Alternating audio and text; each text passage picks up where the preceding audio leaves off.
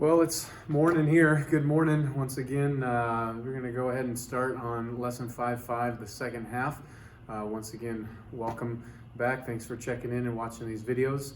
I'm doing my best to see what I can do to help you guys, make sure you're still able to stay up and learn the material. So let's start us off with a bell ringer, and once again, great opportunity to pause the video and try it on your own. But this is a nice little one simple review question based on what we covered in our lesson yesterday and what some of your homework problems were like in the previous first half of this assignment. So let's get started on this.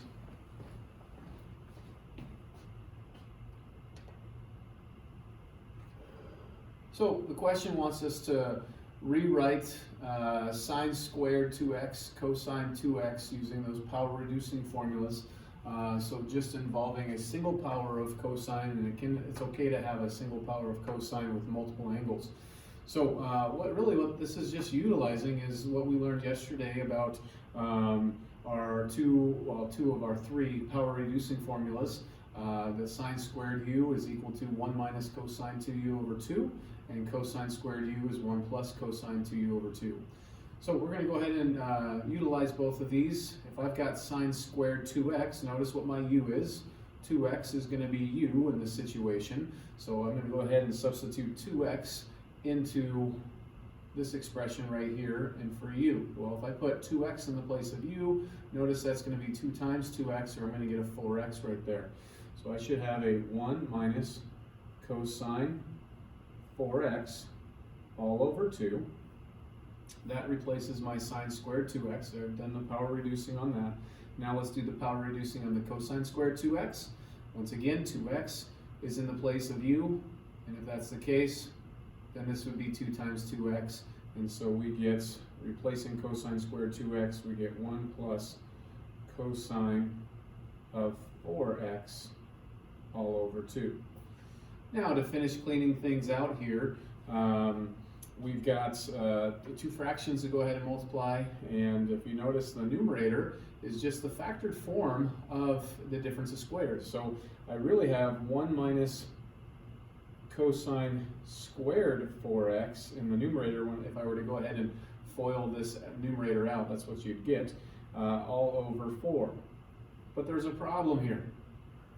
I just brought a squared back in. I need to do the power reducing formula one more time so that I can get rid of that square. So in this case, I need to replace 4x. 4x is in the place of u here. And so when I plug 4x in there, I'm going to get 2 times 4x, or an 8x. Now, to probably make things a little easier with the fractions, let's go ahead and factor. You saw me do this on yesterday's video, 1/4 on out. And we're left with 1 minus cosine squared 4x. So let's go ahead and do that power reducing substitution here. So this ends up being 1/4 parentheses 1 minus, and again I'm using this formula right here where 4x is in the place of u. So I have 1 plus cosine 8x all over 2. Okay, and lastly, let's go ahead and factor a half out of this whole expression. And if a half is out of that whole expression, I would have 1/8 outside, 1/8 outside. And then if I took half out of 1, I'm left with 2. And notice if I distributed 1/8 times 2, that's 2/8 or 1/4, the same thing I get if I distributed there.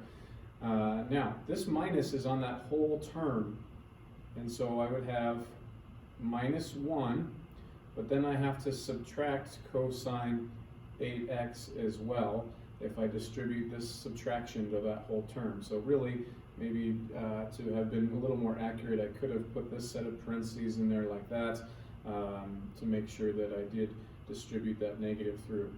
Okay? And as a nice quick check, if I distribute here, as I mentioned already, that makes 1/4. This right here makes 1/8, which 1/4 times a half is an 1/8. And same thing here, this will end up being 1/8 with this negative cosine 8x. and that's the same thing I get since that 2 is on the denominator of the 8x. So last thing to do is I've got like terms. 2 minus 1 makes 1, obviously. So 1/8 times 1 minus cosine 8x. This is likely the answer that they're looking for. Notice I took something that I started with right up here with sine squared and cosine squared, so I've got powers, and I was able to rewrite it as a single power of cosine of a multiple angle, which is what the bell ringer was looking for. Okay, so that's how you would do a problem like that. And now let's transition to covering a little bit of new material, this last half of lesson 5.5. Now, let me start by saying in this lesson 5.5, there are going to be quite a few formulas to also introduce for you. However, I believe all of them are ones that I will give you if we were to take an assessment on this. Okay, so not a lot that is going to be forced on you to memorize. These will just be things that you need to be able to utilize appropriately.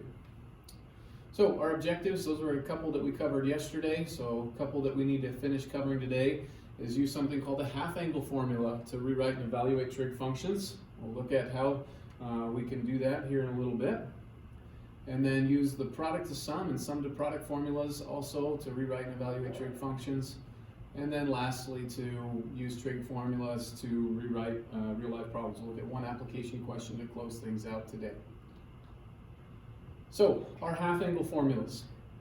All of our half-angle formulas are just derived from the power-reducing formulas from yesterday. So, that is, let me get my appropriate, let's go ahead and come up with them here on our own. They're listed there. Sine u over 2 equals plus or minus root 1 minus cosine u all over 2, etc. And so what we're going to look at is, I'll show you how to derive these, and then we'll look at these as in a question that I have for you here in a second. But important to note down there, the signs of sine u over 2 and cosine u over 2, it all depends on what quadrant the angle u over 2 lies in. Okay, now you'll notice though that tangent of u over 2 does not have that plus minus on there. And so I'd like to look at that with you here in a little bit. I did some thinking on why that is this morning, and I think I can help explain that for you. Okay, so anyways, let's go ahead and derive these on our own. They're very, very simple. So let me switch on over to my dot cam.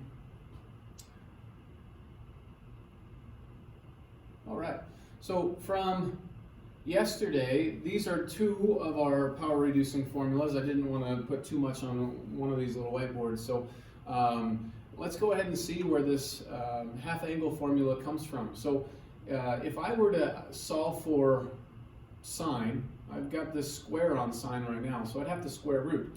Well, that would mean that sine x equals plus or minus, right? Anytime you yourself are one to put a square root on there, you have to include the plus or minus.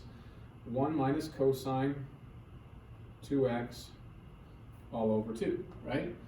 Now, the reason that we utilize these power reducing formulas for our half angle formulas is if I was to go ahead and say, no, this angle x is actually going to be some half angle, some angle divided by 2. Well, there I've just replaced x with u over 2. And why this is so convenient with these power reducing formulas is that's not the only place I'd have to put u over 2 in the place of x. I've got to do it right here. Well, notice what's being done to x right now. It's being doubled. And so what's really cool about this is you end up getting this half angle formula in terms of the whole angle. If I put u over 2 in the place of x, 2 times u over 2 just makes u all over 2 inside that radical. And so once again, now that it's written here, and this is our sine of a half angle formula, why this is super convenient again is if I want to find sine of some angle that is half of something that I know, it's actually related to a computation of, in this case, cosine of that whole angle. Okay? So if I were to say, oh, I want to, not that, well, yeah, if I wanted to say, I want to find something about sine of 15 degrees, well, 15 degrees, that's not one of our nice pretty angles in our unit circle. However, 30 is, and we can realize, wait, 15 is just half of 30, and so then I can utilize, say, this formula with u being 30, divide 2 to make this be sine of 15, that's how I can evaluate it, and then I end up having it in terms of cosine of 30 right there. So that's the convenience of these half-angle formulas, is it allows us to expand, be able to find exact values of trig functions of even more angles, because we can write them basically in terms of the double angle. All right, so same exact proof really for the half-angle formula with cosine. So if I was to take cosine squared and solve for just cosine x, I got to square root both sides, so cosine x equals plus or minus the square root of 1 plus cosine 2x all over 2 inside that radical. And then once again, if I go ahead and say, no, I want to find cosine of some half angle, some angle divided by 2, it's going to equal plus or minus, go ahead and substitute u over 2 in the place of this x, and 2 times u over 2 just makes u. So 1 plus cosine of u all over 2 in that radical. So that is our sine half-angle formula, our cosine half-angle formula, and once again, the SIGN, the sign of each of these, is based on which quadrant this u over 2 angle falls in. Okay, so if you know that you're in u over 2 as an angle is in the second quadrant, we know sine in the second quadrant is positive, we know cosine is negative. So that's going to be that information you bring to the problem that helps you know which appropriate SIGN to put on those trig functions. Okay, so let's take a look at tangent and have that conversation about why tangent did not, so the tangent half-angle formula did not include the plus or minus. All right, so tangent squared x equals this. So once again, if I wanted to solve for tangent, I've got to square root both sides, equals plus or minus the square root of 1 minus cosine 2u. Actually, let's call this x right now. Sorry for that.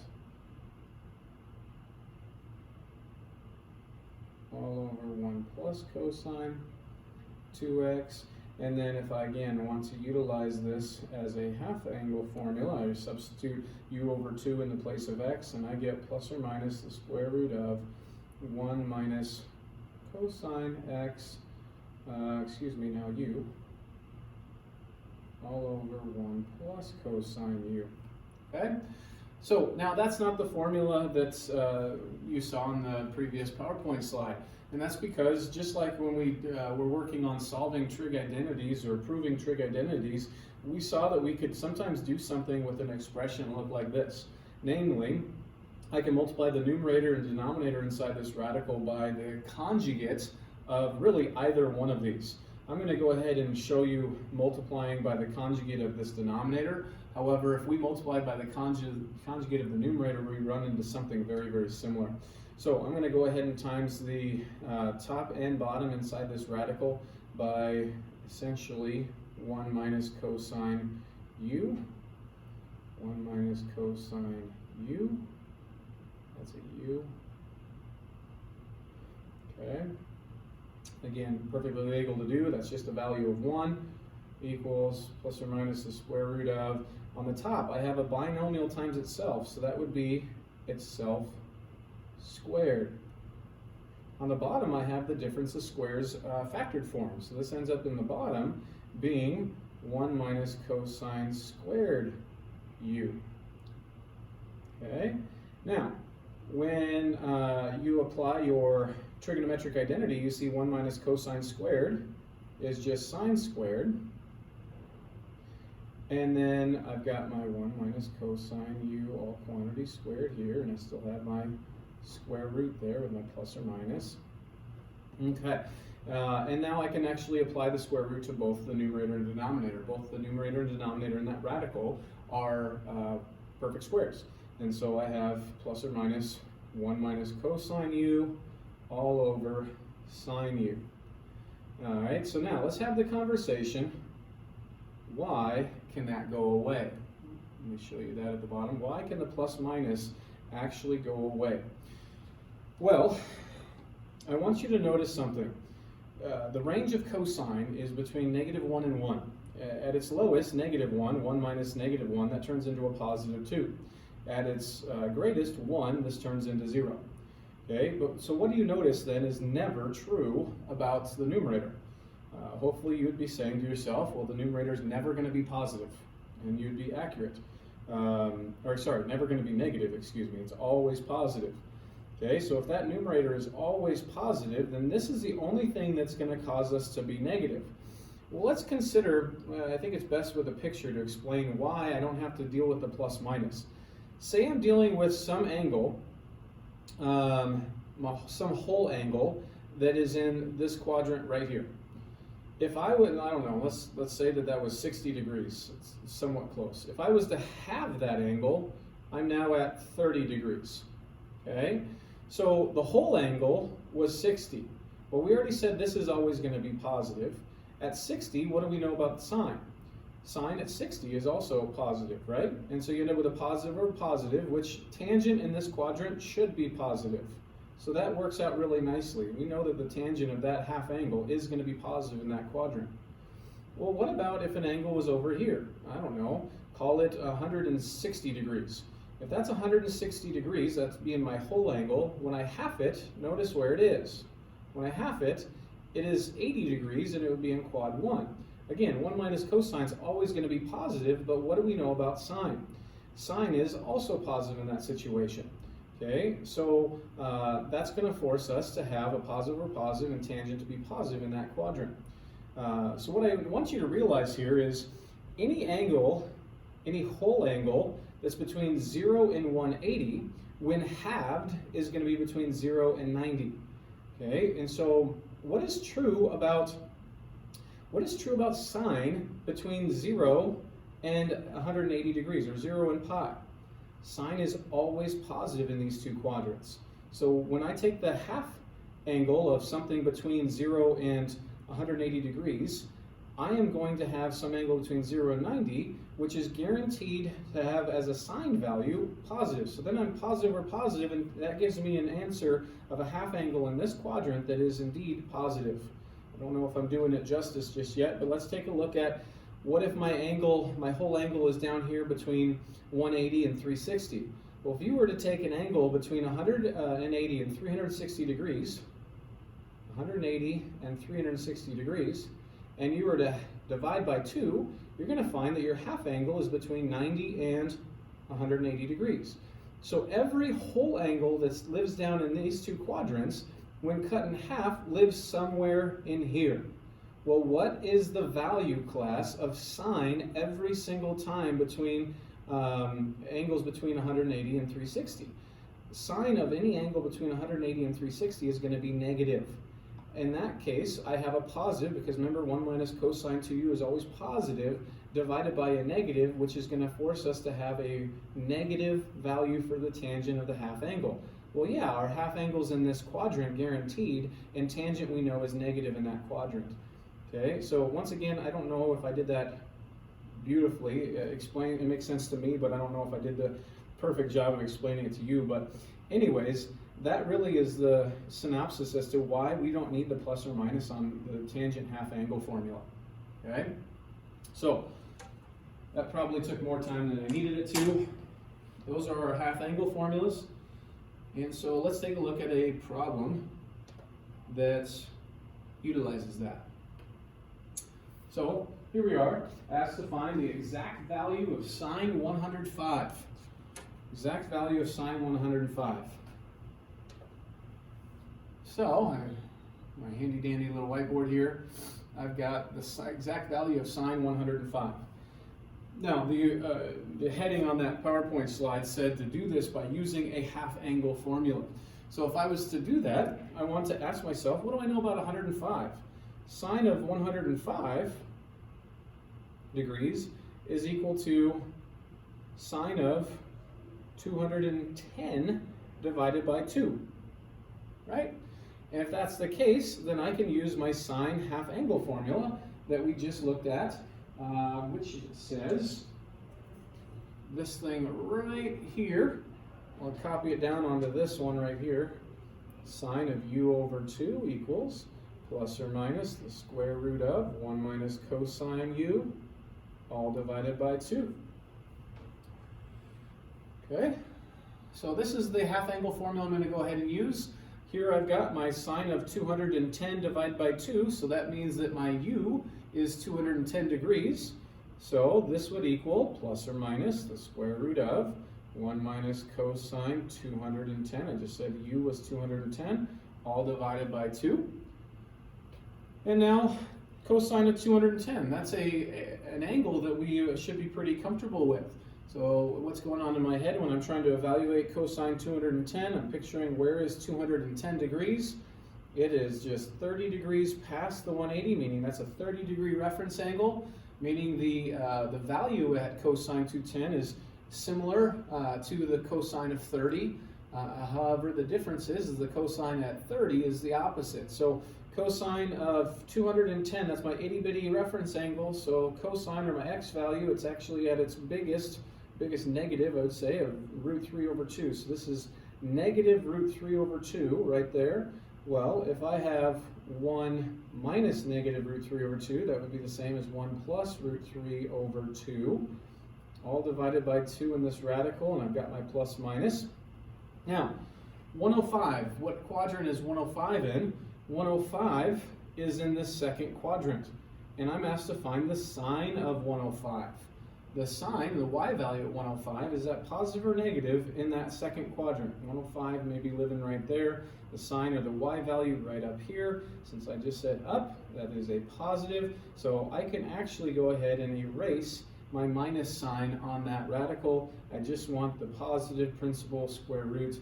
So there's a little cleaning up to do here. I can go ahead and say that this is one, let's see here, what's the best way to simplify this? If I was to 1 minus root 3 all over 2, that would actually need to be 2 minus root 3 all over 2, and then divided by 2 in there. And if I'm dividing this fraction by this fraction, invert and multiply, and it looks like we get the square root of 2 minus root 3 all over 4. And anytime you have a fraction in a radical, you can split up that radical in the numerator and denominator. And the reason to do that is we got a perfect square in the denominator. Might be the first time you've seen an exact value answer that has a radical within a radical. Okay, but that right there would be our answer for the sine of 105. Now, class, this is not the only way that you could have done the sine of 105. Based on our previous lesson, lesson 5.4, we've talked about the sine of 105 can be computed a different way. That this is two pretty angles that are added together. Specifically, this is the same thing as sine of 60 degrees plus 45 degrees, isn't it?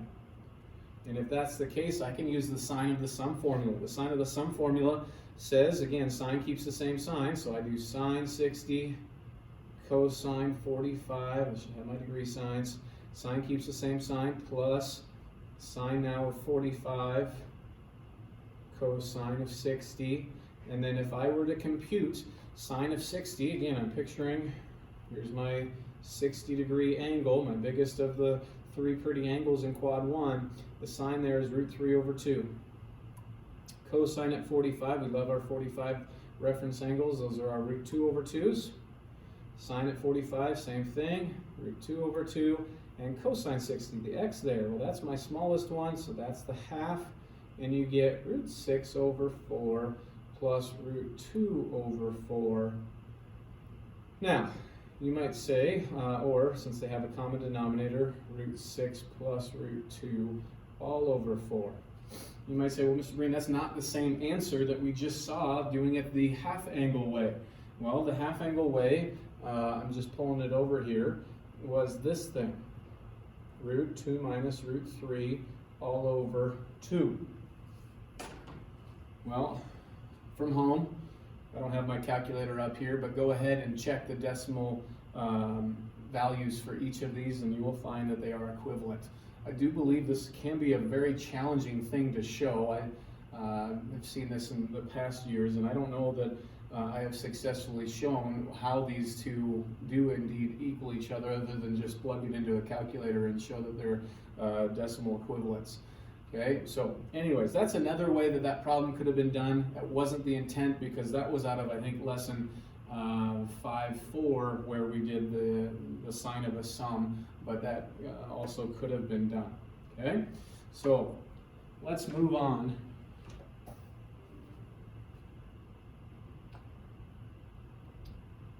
There's the book doing the problem, and they got root 2.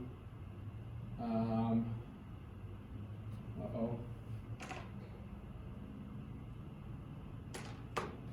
I think I made a mistake. Did you catch my mistake?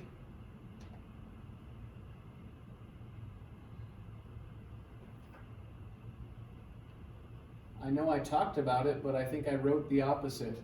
Remember back here when I said if we were to go back in the video, cosine 210 at 210 degrees, that has a little itty bitty reference angle of 30 degrees.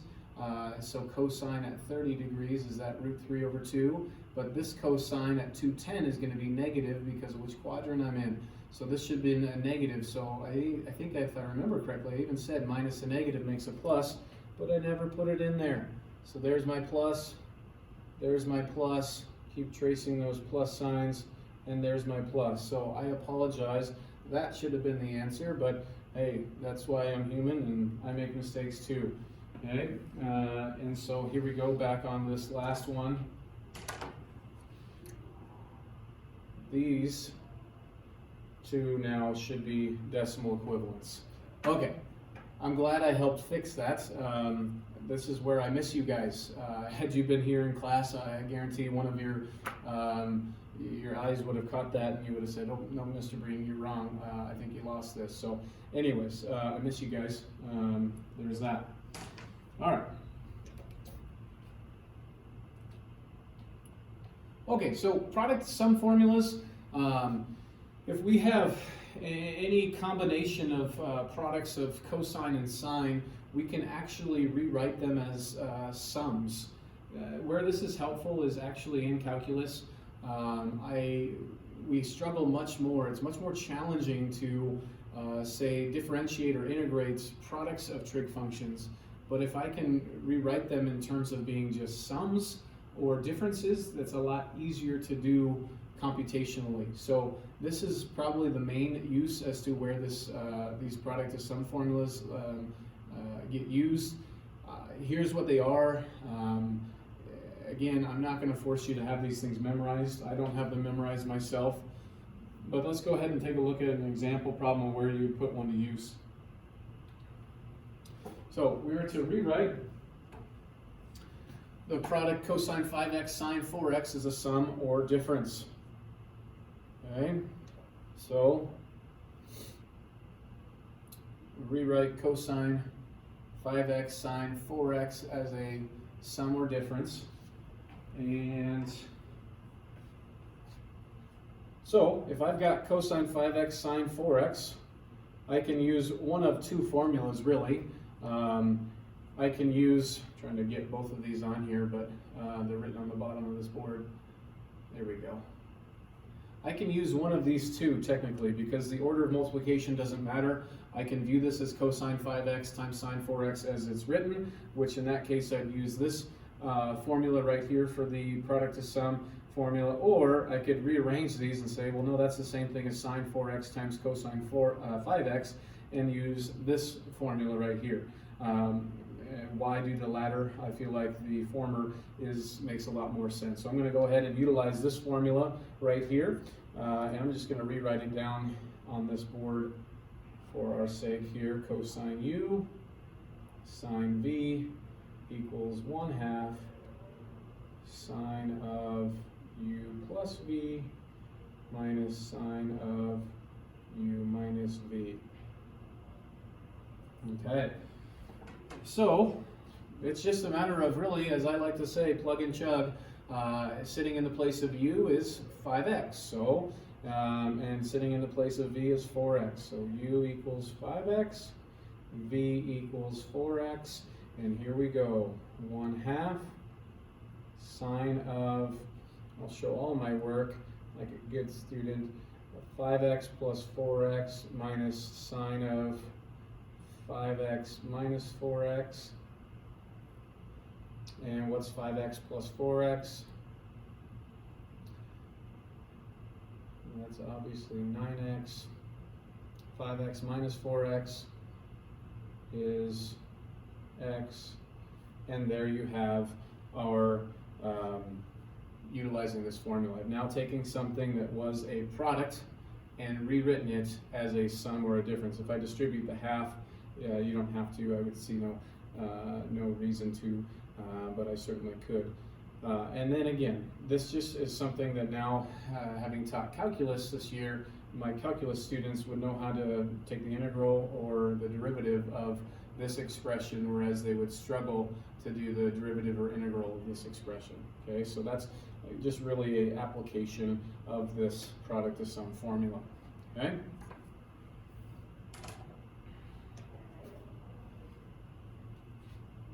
All right, keep plugging away here. Just like we have our sum to product formulas, we also have product to sum formulas. So if for some reason it says occasionally it's useful to reverse this procedure, but here's how all combinations of adding and subtracting these two trigonometric functions, how they can be rewritten as a product. So once again, not something I'm forcing you to memorize. I'll have it on a formula sheet. If you're interested in what that formula sheet looks like, I'll try to remember to link it to Planbook on this day's same lesson, and that way you can get a glimpse as to what is it that Mr. Green's expecting you to have memorized and what is it that you don't have to have memorized. Okay? All right, let's take a look at one last application question where we can utilize kind of everything from this lesson. So here's an application question about a projectile. It says ignoring air resistance, the range of the projectile fired at an angle of theta with the horizontal and with an initial velocity of v0 feet per second is given by this formula, where r is the horizontal distance in feet that the projectile will travel. So think of r as range. That's probably why they chose the letter r. Again, v0 is the initial velocity, and that's in feet per second. And theta is the angle made up from the horizontal. So it's an angle of inclination. Okay. So here is a practice problem. We're told a place kicker for a football team can kick a football from ground level with an initial velocity of 80 feet per second. There's a picture. It says, write the projectile motion model in a simpler form. That's our part A. Part B, at what angle must the place kicker or player kick the football so that the football travels 200 feet? And then for what angle is the horizontal distance the football travels a max? So let's take a look at this problem. The key thing of information that's given to us in this problem is that it has an initial velocity of 80 feet per second. Okay? And then we want to start by writing this projectile motion model in a simpler form. Okay. So here we are at this problem, example 12. This was the range function that was given to us, again, ignoring air resistance. R equals 1/16 80 squared. 80 was our initial velocity in feet per second, times sine theta cosine theta. And our job is to try to rewrite this in a simpler form. Well, 80 squared is 8 times 8 is 64, and so that ends up being 6,400, I believe. 6,400 divided by 16 sine theta cosine theta. So how many times does 16 go into 64? Is that exactly 400? I believe it is. I think that's 400 right there. Okay, so then 400, sorry, I don't have a calculator up front with me, so I'm trying to do mental math. 400 sine theta, cosine theta. That's what our range is. Now, that's not so much a simpler form. At this moment, what I've got is just the range function evaluated for this very specific situation with an initial velocity of 80 feet per second. However, the reason this isn't all that simple is because of this product that's going on here. So you need to ask yourself, is there a way that I can handle or deal with sine theta, cosine theta?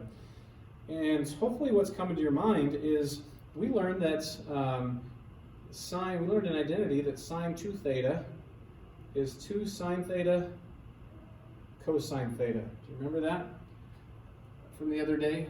Sine 2 theta equals 2 sine theta cosine theta. Well, I'm close to having that right here. I have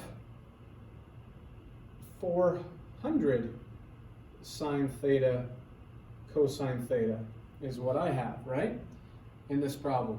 Well, would you agree that that's 200 times 2 sine theta cosine theta? And if you do, well, there right in this part right here is just sine of 2 theta. So I can simplify this range function as just being 200 times sine of 2 theta. Now this is a lot simpler to work with if I'm going to actually do any solving with this range function. This now has only one trigonometric function in it, so that's why this would be considered simpler, and this is the answer that they're looking for in part A.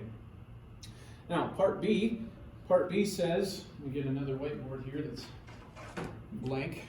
Part B says, at what angle must the player kick the football so that the football travels 200 feet? So we want to know that at what angle, so again, here is our function, r equals 200 sine 2 theta. We want to know 2 theta. Struggling this morning. R equals 200, and we want to know at what angle.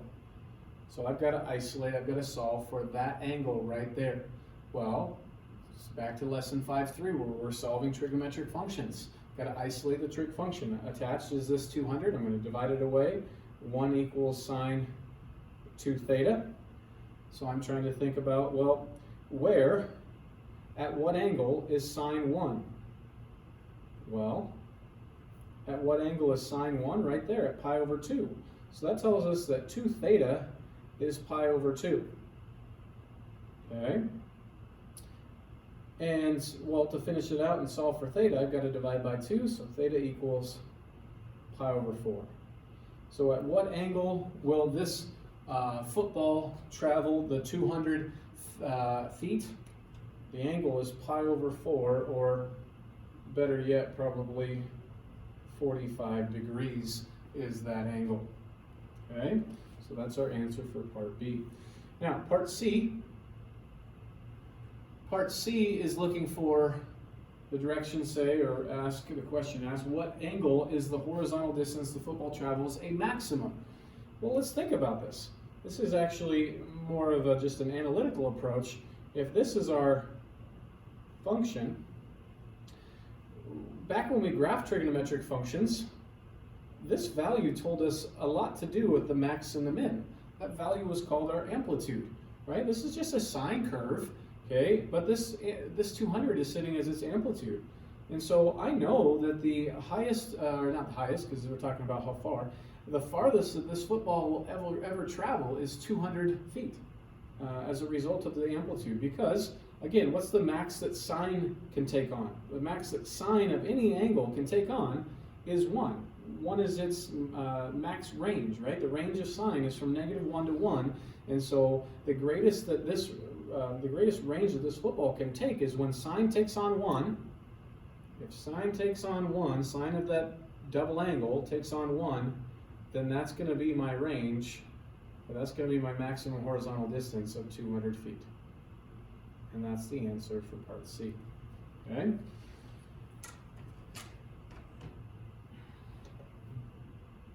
And we'll double check that I didn't screw up on this one. So they chose to rewrite before plugging in the the 80 feet per second that we were given. And so that's why they have basically taken a 2 out of the 1/16 to rewrite it as 1/32 times 2, so they can do the substitution with sine 2 theta. Then they go ahead and in part B actually substitute it in there. Okay, and they solve pi over 4, and then because pi over 4 is 45 degrees, you conclude that the player must kick the football at an angle of 45 degrees, so the football will travel for 200 feet. And then lastly, because the amplitude is 200, the maximum range is 200 feet. Okay. All right, so let's conclude with a one last question, an exit task question. Again, something for you to just see, a whole other example of putting this to use. This question is asking us to use the product of sum formulas to write the product as a sum or difference. Well, we've seen this already in an example, so here's just a second one.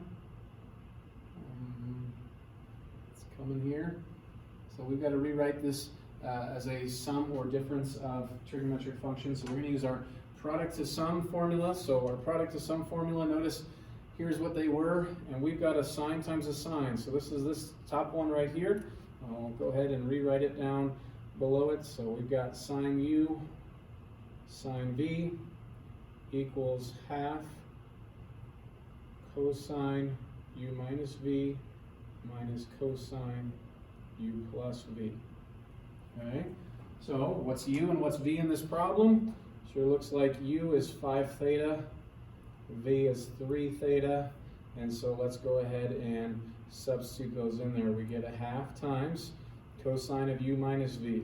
I'm going to go ahead and skip a step this time. If u is 5 theta and v is 3 theta, 5 theta take away 3 theta, 2 theta, minus cosine of u plus v, cosine of, add these two together, 8 theta, and there you're done.